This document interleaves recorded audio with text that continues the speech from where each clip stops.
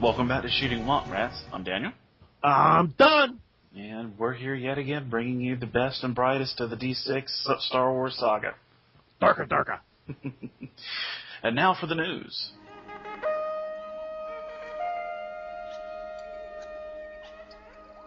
Don, what about your posts?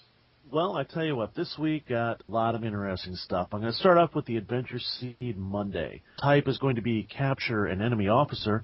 The train is going to be a space station. The complication is that your starship transport is grounded or stranded. I thought that was kind of cool considering it dealt with a space station. The opposition will be a gang or a syndicate. A special hazard is going to be a legendary bounty hunter, which is kind of interesting because it allows you to add in something like your own flavor. It doesn't necessarily have to be Boba Fett or IG-88 or Bosk. It just has to be a very competent bounty hunter. So let your imagination run free. Definitely. See, we also got Random Adventure 19 this week. The character Tuesday was Debbie Rotash, a Deveronian lieutenant for Huda the Hutt. This person runs Huda's fledgling interests on the Wheel. And the Wheel is a space station, gambling space station, originally presented in, I think it was like issue 18 or 19 of Marvel's Star Wars run from the early 70s.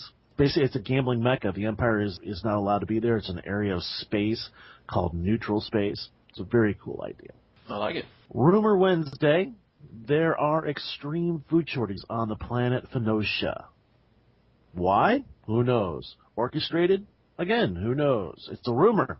Figure it out. Planet of the week is Tanda, a terrestrial planet with expansive plateaus and a small subsistent population of 220,000, ruled over by an imperial governor.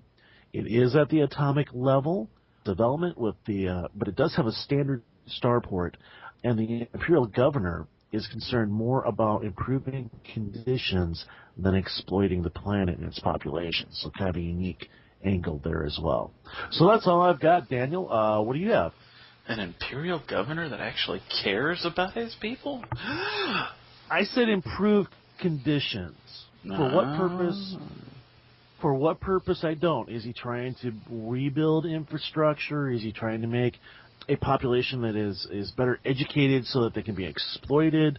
Does he actually have an interest in the planet on a personal level? Does he have connections to the population or the planet? Maybe he's married to someone there or has interests. A lot of different things you go with on that. Well, my character of the week was Aura Singh, a near-human.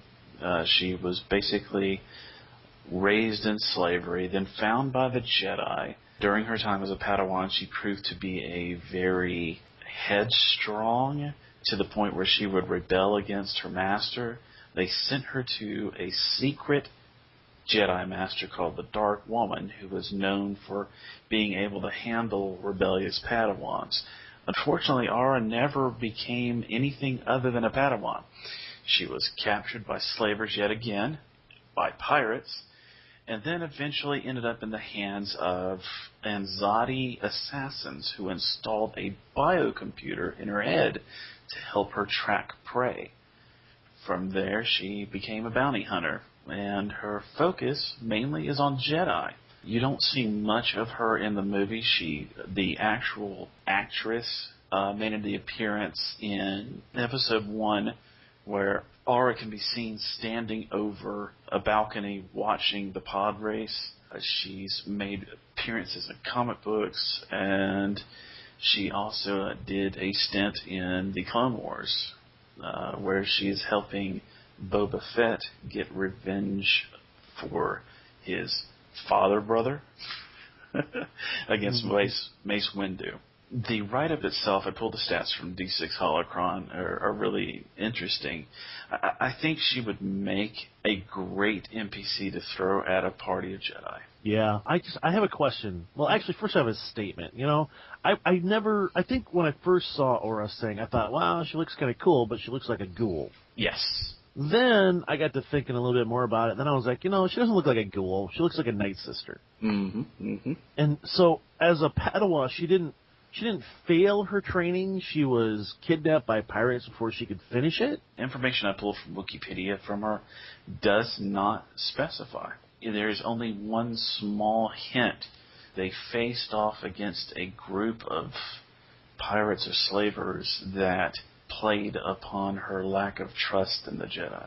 Because I was going to say, I mean, I've read a couple of things about the Dark Lady, and she's no joke. I mean, she's not like super powerful, but she's unique in the Jedi plethora of templates and ideas and concepts.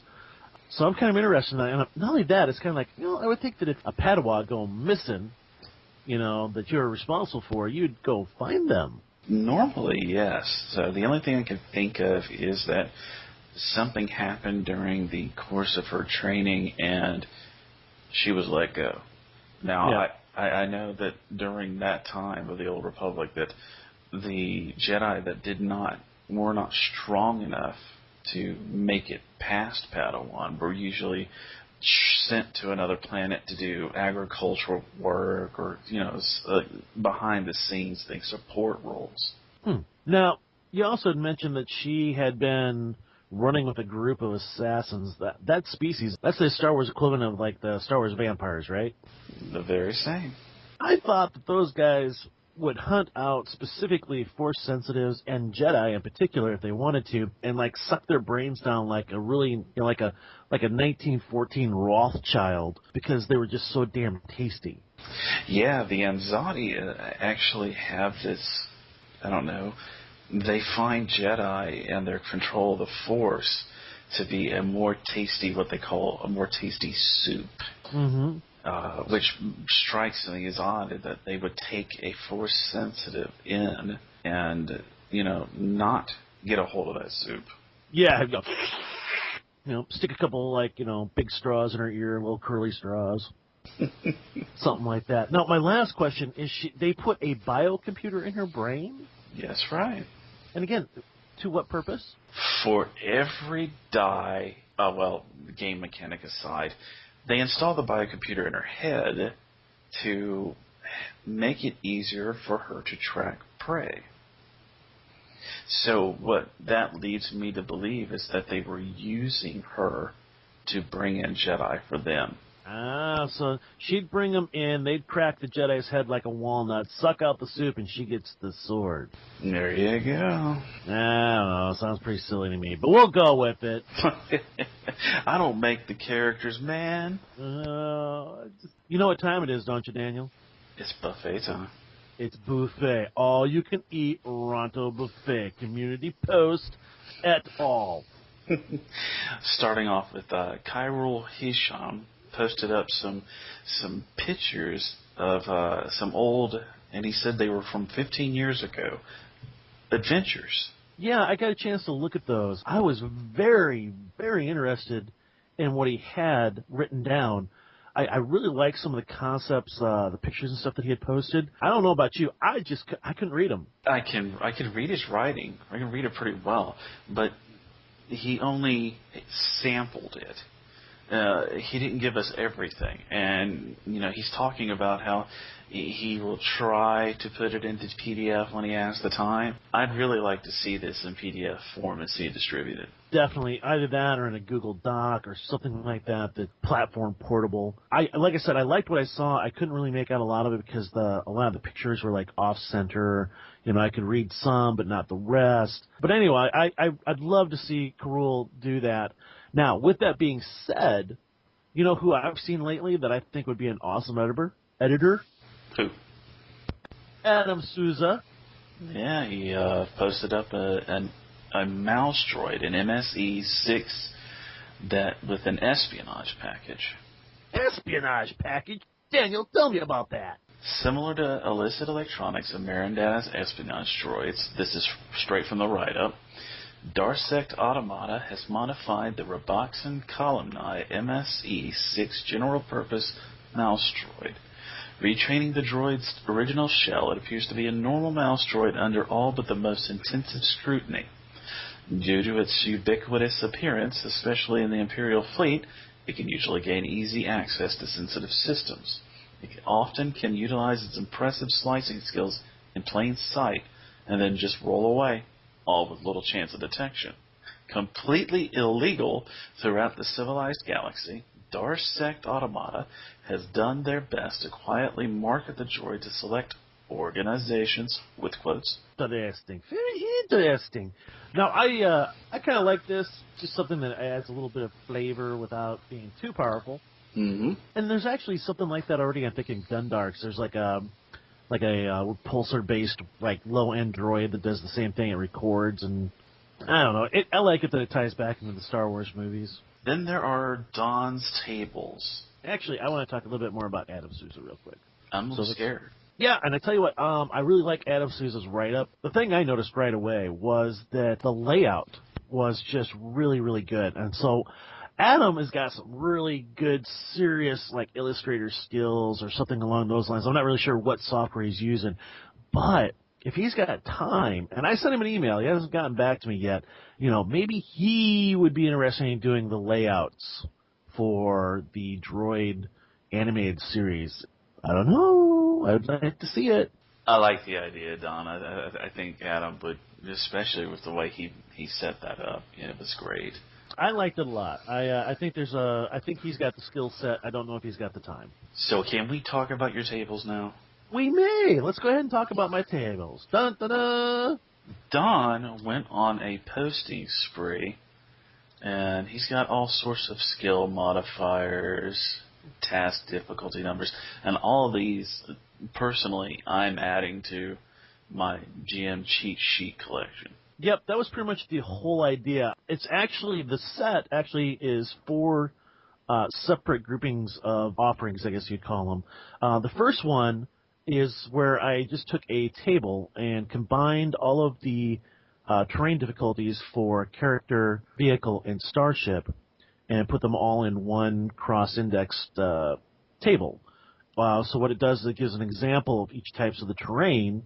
I thought that was real handy, and I thought, well, what else could I put into like a one-sheet table format for stuff? So that led me to the second one, which was the repair tables from Revised Expanded. I was like, well, what goes hand in hand with the Revised Expanded? Well, the improving vehicles and vessels and weapons tables. So I added those to another sheet. Finally, I was like, I'm doing a lot of Star Wars right now, and there seems to be a lot of modifiers here, there, and wherever. So I thought, well, let's go off and take a look at all the attributes and skills and basically put everything into one form so that what happens is it's broke down by the skill, and then underneath it would have like the list of task difficulties and the list of modifiers, minus all of the fluff for the skill and its other mechanics. It's just modifiers. So I put that in the fourth document, which came out to be something like 17 pages. So it's not really something you can slip into your cheat sheet, but it is alphabetized, so you can just flip through it real quickly and find whatever modifiers you're looking for, your task difficulties for your game. I think it'll come in real handy. I absolutely agree. I'm glad that you took the time to go ahead and set that up for everybody. Yeah, well, whatever you can do to make it easier, help expedite someone run a game, it's fantastic. Now, I'll tell you, I am thinking about a 6th chart or offering up into this, and basically what it would be is I want to make another chart that lists all the difficulties and then cross-index it with each one of the attributes. And then what would happen is to cross-index those with examples of performing or using that attribute for whatever difficulty level for all 6 attributes. Now, you created an optional rule called taking the bullet. I did. Actually, it came up in a game where a more powerful character or someone who hadn't taken any damage yet had wanted to protect another person from taking damage or being shot. And they asked, is there a mechanic for that in the game? And I went, no. Well, I'd like to do this. And I said, well, I appreciate that, but in our game right now, just do your thing, and we'll revisit it afterwards. I'll give you a ruling later in the week. So that's how I came up with this mechanic. And like you said, it's called taking the bullet. And basically,